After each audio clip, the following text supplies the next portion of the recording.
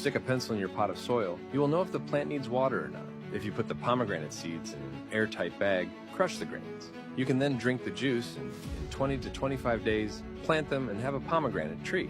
If you plant a broomstick in a pot of earth, surround it with coconut fiber. Plant leaves of your choice around it and tie them around the broom with string. The plants will climb on their own, and that will give you a beautiful decoration. If you've made it this far, comment on which city you saw this video from. If you want free pineapples all your life, cut off the top of the fruit, remove a few leaves from the bottom. Stick in 3 toothpicks and place it on top of a glass filled with water. You can plant it in a pot of earth in 6 to 8 weeks.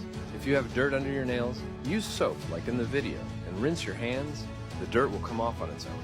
If you cut an apple in half, wrap it in aluminum foil and put it in the freezer. The seeds will germinate. You can plant it in a pot of soil to get unlimited free apples. Don't forget to share, subscribe, and get your free gardening guide on my profile.